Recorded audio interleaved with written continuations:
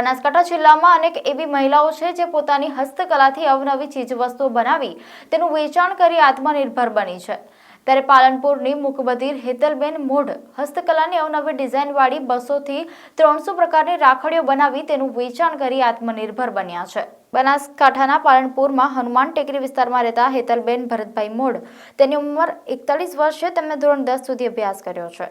હેતલબેન જન્મથી સાંભળી કે બોલી શકતા નથી। પરિવારની જવાબદારી હેતલબેન પર આવતા હેતલબેન છેલ્લા 2 વર્ષથી હિન્દુ ધર્મના દરેક તહેવાર પર અલગ અલગ ચીજવસ્તુઓ પોતાના હાથે બનાવી તેનું વેચાણ કરીને પરિવારનું ગુજરાન ચલાવે છે। હેતલબેન મોઢ પોતાના હાથની કળાથી કૃષ્ણના વાઘા, મોતીના તોરણ, શોકસો ડિઝાઇનના સેટ, રાખડીઓ, ચણિયાચોળી, ઊનની કોટી, મુખવાસની બોટલ પર ભરતકામ સહિત નવરાત્રી સ્પેશિયલ તમામ વસ્તુઓ તેમજ ઘર સુશોભિત ચીજ વસ્તુઓ બનાવે છે। આગામી સમયમાં ભાઈ બહેનનો પવિત્ર તહેવાર રક્ષાબંધન આવી રહ્યો છે, જેથી હેતલબેન મોઢે પોતાના હાથથી અલગ અલગ 200 થી 300 પ્રકારની રાખડીઓ બનાવી છે, જેમાં ગિફ્ટ પેકિંગ રાખડીઓ, ડાયમંડ રાખડી, મોતીની રાખડી, રુદ્રાક્ષની રાખડીઓ, કાર્ટૂનવાળી રાખડીઓ બનાવી છે।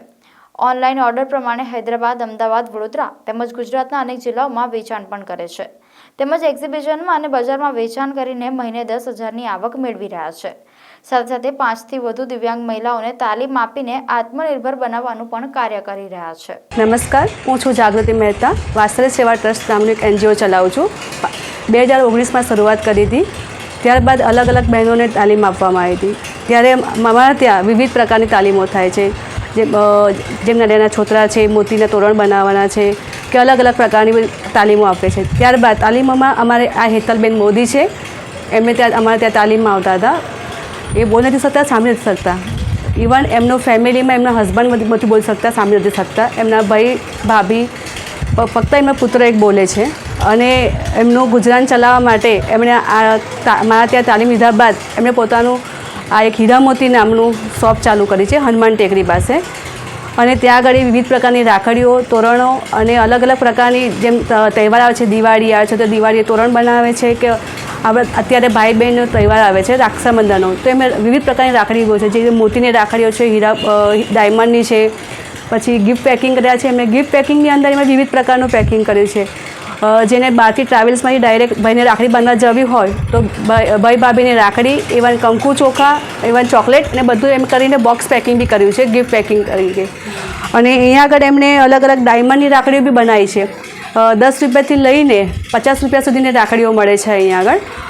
અને રાખડીઓમાં એ પોતે બેન જાતે જ બનાવે છે, અને એમની સાથે બીજી બહેનોને તાલીમ આપે છે। એમની સાથે બીજી 5 બહેનોને પોતે રોજગારી આપે છે। સાથે એમને પોતે તો બનાવે છે, બીજી બહેનોને બી રોજગારી આપે છે। એટલે એમના માટે હું એક ગર્વ અનુભવું છું કે એમણે જે આ સાહસ કર્યો છે તેને અભિનંદન આપું છું। કેટલા પ્રકારની રાખડીઓ બનાવે છે, કઈ બનાવે છે? એ અહીંયા આગળ ડાયમંડની રાખડીઓ છે, મોતીની રાખડીઓ છે, પછી શંખની રાખડીઓ છે, એવી અલગ અલગ 25 જાતની રાખડીઓ છે।